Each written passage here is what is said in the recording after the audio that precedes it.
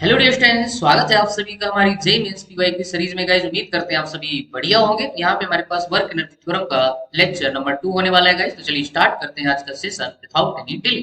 तो let's see the first question. The first question says that a body of mass m equal to 10 to power minus 2 kg is moving in a medium and experiences a frictional force F is equal to minus kb square. Its initial speed आपको बताया v naught is equal to 10 metre पर second. If after 10 second it's energy is कितना बच रहा है आपका इसका energy after 10 second 1/8 of m v naught square. The value आपके आपको बताना है। This question is asked JEE में 2017 का है, ठीक है। Okay so let's C the solution बेटा। यहाँ पे अपने को जो दिया है वहीं से स्टार्ट करेंगे। अपने को यहाँ पे एक फ्रिक्शनल फोर्स दे रखा है F equal to minus K V square, ठीक है। तो यहीं से स्टार्ट करेंगे। F को हम लिख सकते हैं ma, ठीक है। ये हो जाएगा माइनस का के वी स्क्वायर। क्लियर है। अच्छा m तो m रहेगा। मास को हम क्या लिख सकते हैं dv बाई dt, ठीक है। Rate of change in velocity equal to minus K V square, ठीक है। दोनों साइड हम इंटीग्रेशन परफॉर्म कर देंगे तो यहाँ पे आएगा dv और डिवाइडेड बाई क्या हो जाएगा v स्क्वायर और इधर जाएगा minus K by m into dt, ठीक है। यहाँ पे दोनों साइड अपन इंटीग्रेशन बेटा परफॉर्म करने वाले हैं, लिमिट लगा देंगे। Okay so let's see the next slide. हमारे पास यहाँ पे इंटीग्रेशन हो जाएगा v ऊपर जाएगा तो v power minus 2 dv equal to minus K by m, यहाँ पे हो जाएगा dt, ठीक है।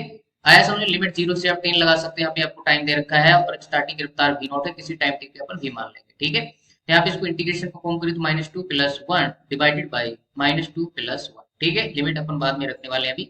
यहाँ पे हो जाएगा minus K by M into T, ठीक है। यहाँ पे लिमिट रखिए बेटा। माइनस यहाँ पे बाहर आ जाएगा, नीचे बचेगा 1 by V, limit v naught से v, ठीक है। और यहाँ पे हो जाएगा minus K divided by M into T. Minus ने माइनस को बेटा बल्ले बल्ले कर दिया तो यहाँ पे क्या हो जाएगा 1 by V minus 1 by V naught और इधर बन जाएगा आपके पास के। और m की वैल्यू दे रखा है बेटा माइनस का 10 पावर 2 kg और यहाँ पे आपका टाइम जो है दे रखा है 10 सेकंड। क्लियर है। यहाँ पे इसको फर्दर सॉल्व करेंगे तो 1 बाई वी और वी नॉट की वैल्यू दे रखा है बेटा आपको 10, ठीक है। ये हो जाएगा के मल्टीप्लाई 10 टू पावर माइनस 2 पर जाएगा तो प्लस हो जाएगा तो यहाँ पे हो जाएगा 10 टू पावर 3, ठीक है। अपने को के की वैल्यू चाहिए। अब यहाँ पे अपने को भी निकालना बेटा, ठीक है। तो भी निकालने के लिए आपको उसने हिंट दिया है, अपने को कंडीशन दिया है कि भाई 10 सेकंड बाद जो काइनेटिक एनर्जी हो जाती है that is given as 1/8 of m v naught square.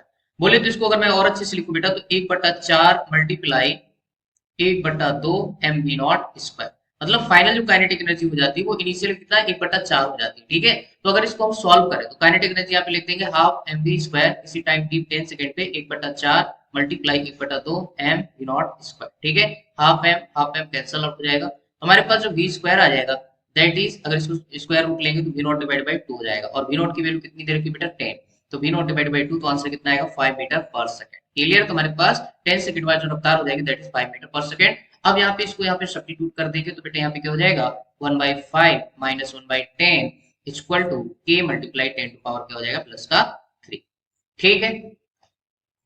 ठीक है। अब इसको अपन एलसीएम करेंगे तो एलसीएम कितना आएगा बेटा 10 आएगा, ऊपर बचेगा 2 माइनस 1 इक्वल टू यहाँ पे हो जाएगा के मल्टीप्लाई 10 टू पावर प्लस का 3 और यहाँ पे इसको सॉल्व करोगे तो आपके पास 1 डिवाइडेड बाई 10 इक्वल टू के मल्टीप्लाई 10 टू पावर क्या हो जाएगा 3। तो के की वैल्यू कितनी आ जाएगी बेटा ध्यान से देखो 1/10 टू पावर 4 ऊपर जाएगा तो 10 टू पावर क्या हो जाएगा माइनस का 4, ठीक है।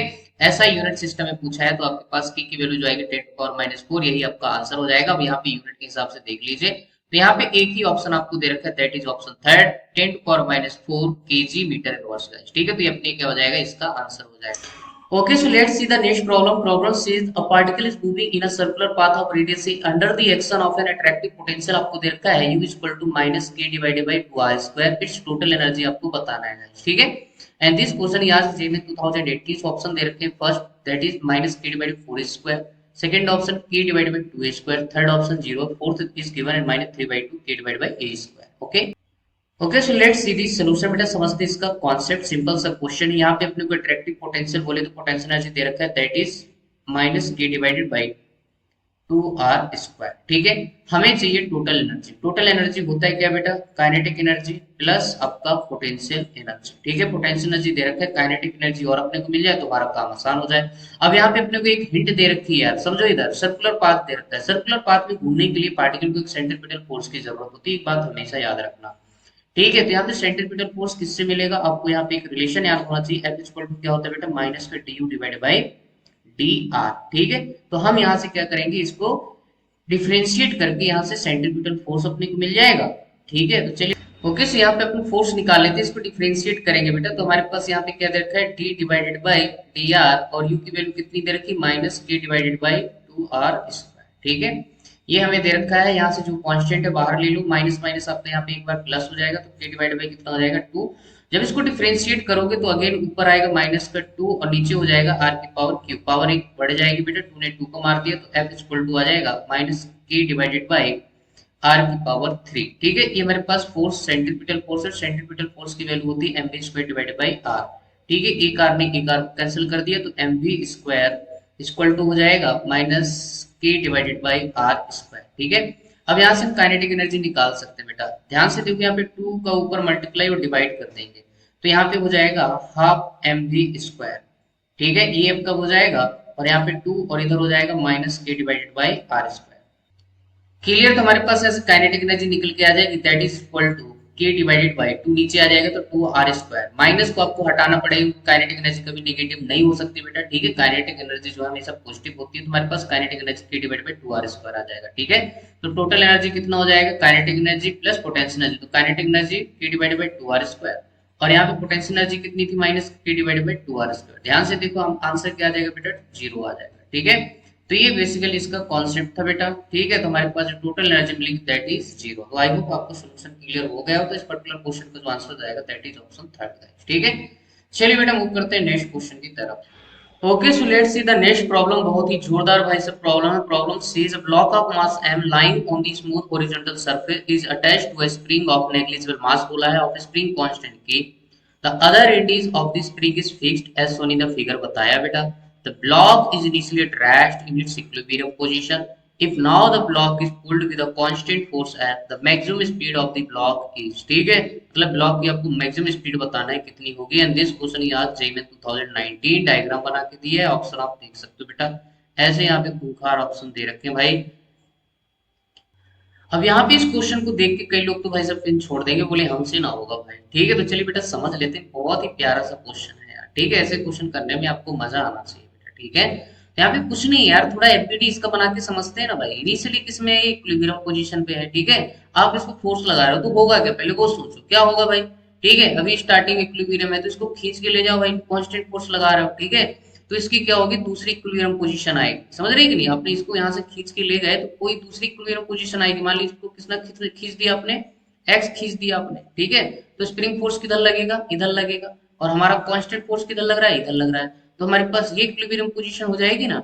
तो इस इक्विलिब्रियम पोजीशन पे जो स्प्रिंग फोर्स होगा दैट इज इक्वल टू क्या होगा, एक्सटर्नल फोर्स। इसकी वैल्यू किसकी इक्वल हो जाएगी, के एक्स के, मैग्नीट्यूड वाइज। ठीक है, तो यहाँ से मेरे पास x की जो वैल्यू आ जाएगी बेटा that is f divided by k। ठीक है, इसको अपन बाद में यूज करेंगे। तो हमारे पास यहाँ पे जो equilibrium condition, new equilibrium position पे जो x के एलोंगेशन आएगा that is x equal to f by k। ठीक है, अब यहाँ पे क्या होगा बेटा, यहाँ पे जब आपने फोर्स लगाया है, ठीक है, अपने को मैक्सिमम स्पीड निकालनी, तो मैक्सिमम स्पीड के केस में आपका एक्सीलरेशन क्या हो जाएगा, उस वक्त 0 हो जाएगा।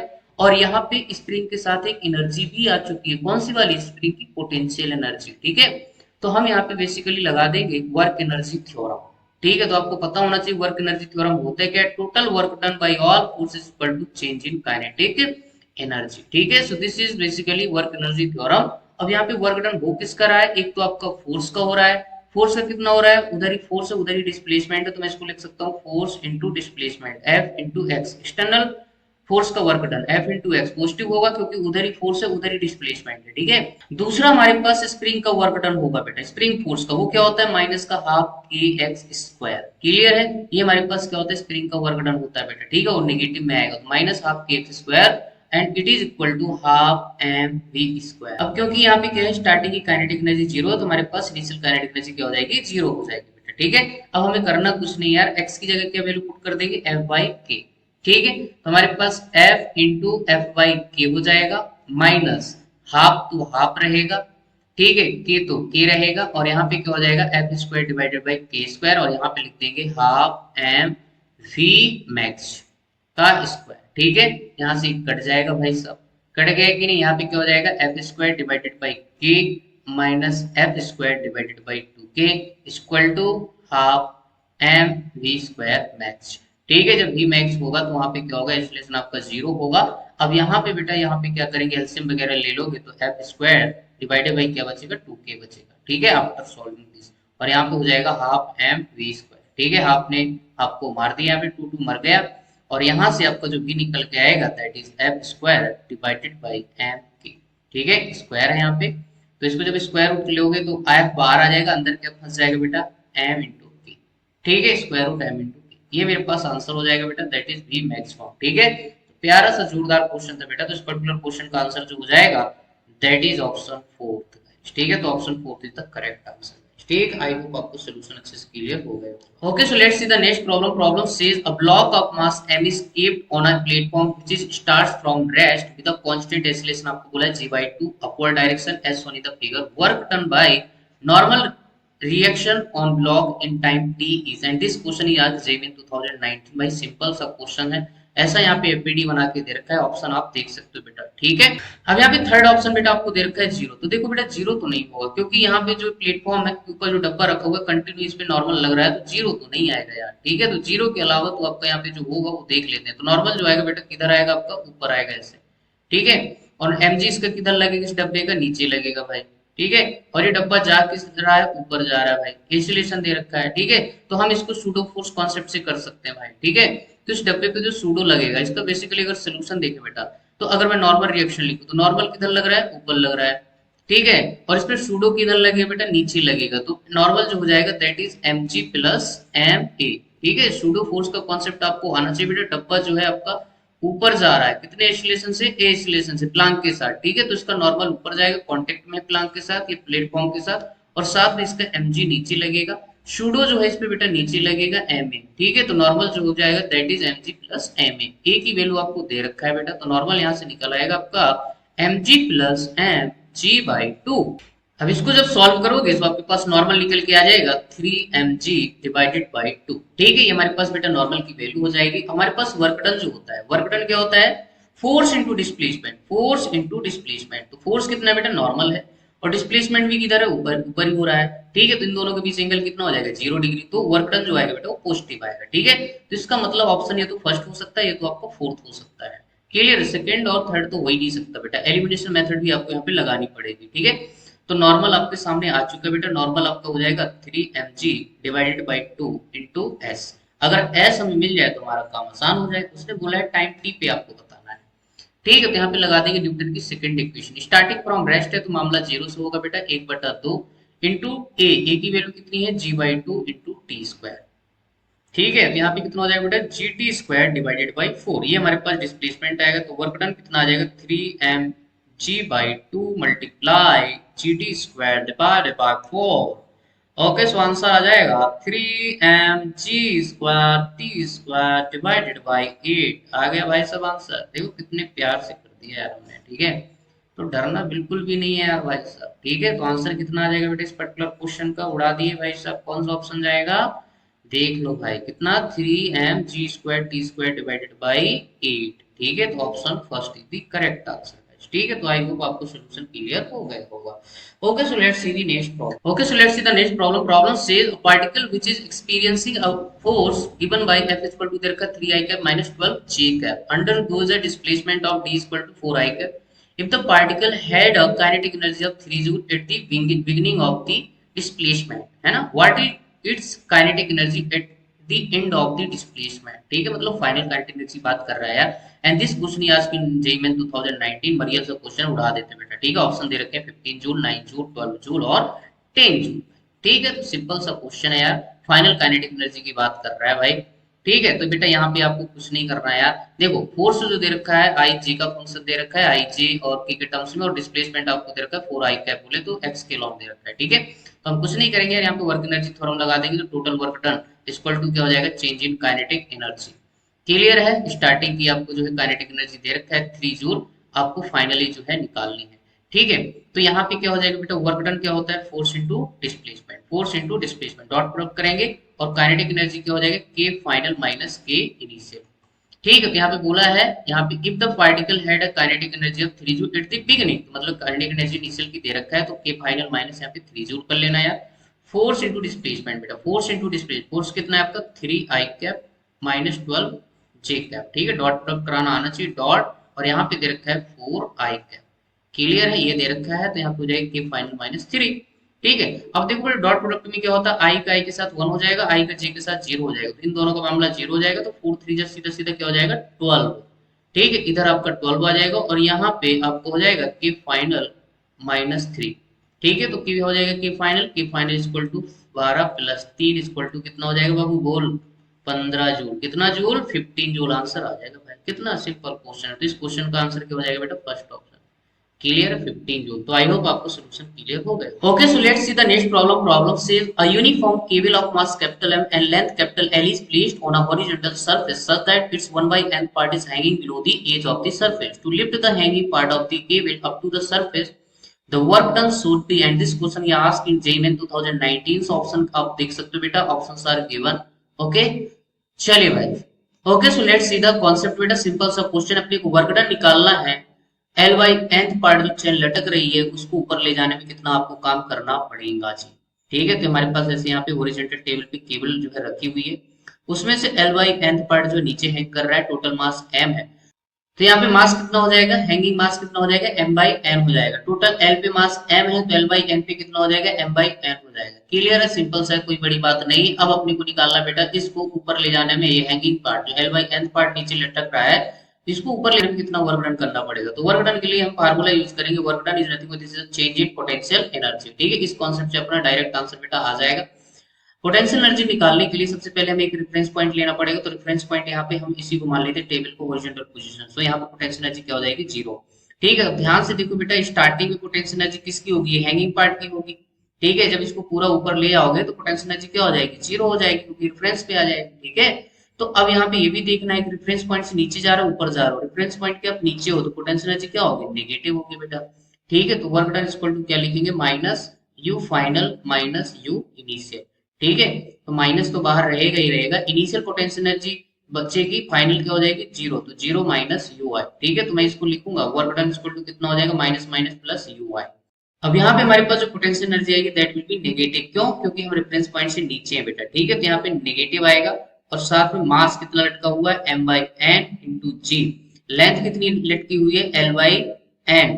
लेकिन एक बात हमेशा याद रखना, लटकी हुई चेन की जो पोटेंशियल एनर्जी ली जाएगी वो सेंटर ऑफ मास से ली जाएगी बेटा। ठीक है, L बाई 2n हो जाएगा।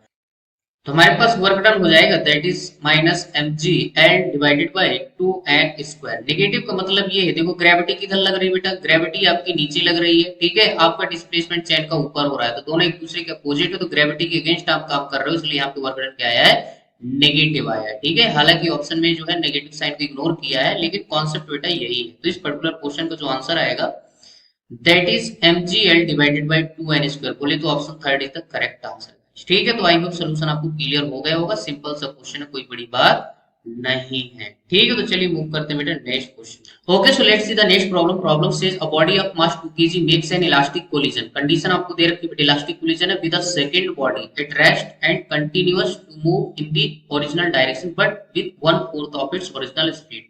What is the mass of the second body, आपसे पूछा गया है बेटा। सिंपल सा क्वेश्चन है, चलिए बेटा देख ले। तो ऑप्शन आपको दे रखा है, आप देख सकते हैं। ठीक है, okay, so let's C the solution बेटा। सिंपल सा है, कोई बड़ी बात नहीं है। ठीक है, अपनी को लीनियर मोमेंटम कंजर्व करना है, काइनेटिक एनर्जी वगैरह जरूरत पड़ेगी तो अपन कंजर्व कर लेंगे, क्योंकि इलास्टिक कोलिजन है तो एनर्जी भी अपन कंजर्व कर सकते हैं बेटा। ठीक है, क्योंकि इलास्टिक कोलिजन में एनर्जी की रहती कंजर्व होती है, there is no loss of energy initial and final. ठीक है, मोमेंटम तो कंजर्व रहेगा ही बेटा, कोलिजन हो रहा है। ठीक है, तो यहाँ पे सबसे पहले देखते हैं, हमारे पास दो बॉडी है। ठीक है, इसका मास आपको दे रखा है बेटा 2 किलो, इसका मास अपन मान लेते हैं m। ठीक है, मान लो कितने से जा रही है, v से जा रही है। स्टार्टिंग में सेकेंड बॉडी रेस्ट पे है, आफ्टर कोलिजन क्या होगा देख लेते हैं बेटा। ये आपका 2 किलो, और उसने बोला है कि आफ्टर कोलिजन जो होती है, जो इनिशियल बॉडी, उसका रफ्तार कितना हो जाता है, v बाई 4 हो जाता है। सेकंड का कुछ अलग मानना पड़ेगा बेटा, नहीं पता। ठीक है, कुछ मान लो v1 वगैरह। ठीक है, यहाँ पे मोमेंटम कंजर्व करोगे तो कितना आएगा, 2v plus 0 equal to mass into velocity. ठीक है, 2v, ये सेकंड का क्या है, रेस्ट पे, तो 0 हो जाएगा बेटा। और इसका कितना हो जाएगा, again 2v by 4 plus m v1। ठीक है, इसको जरा सॉल्व करो तो कितना हो जाएगा, 2v इक्वल टू, यहाँ पे कट जाएगा तो v बाई कितना हो जाएगा बेटा, 2 प्लस m v1। ठीक है, ये हमारे पास आ जाएगा, इसको इधर लेके आओ जरा, तो m v1 इक्वल टू कितना आ जाएगा, 2v माइनस v बाई 2, और ये कितना हो जाएगा 4v minus v divided by 2, तो कितना हो जाएगा, ध्यान से देखो 3v बाई 2। ठीक है, तो हमारे पास ये जो आंसर आया है m v one equal to 3v/2। अपने पास m निकालना है, v1 अगर मालूम हो जाए तो हमारे पास आंसर आ जाएगा। ठीक है, तो हमारे पास फर्स्ट इक्वेशन तो बन गई किससे, लीनियर मोमेंटम कंजर्वेशन से। सेकंड इक्वेशन हमें मिल जाएगी यहाँ पे इक्वेशन ऑफ कोफिशिएंट।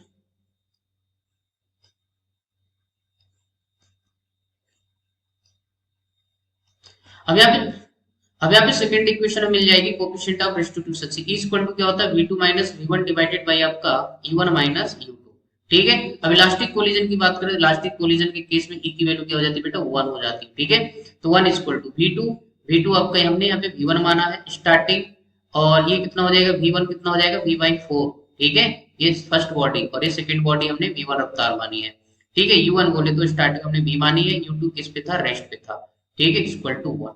ठीक, क्रॉस मल्टीप्लाई करा लो तो v1 minus v/4 equal to कितना हो जाएगा, क्रॉस मल्टीप्लाई कराएंगे तो इधर v आ जाएगा। ठीक है, तो v1 की वैल्यू कितनी हो जाएगी, v प्लस v/4। आंसर कितना आएगा, ध्यान से देखो 5v/4। तो v1 हमारे पास आ गया बेटा।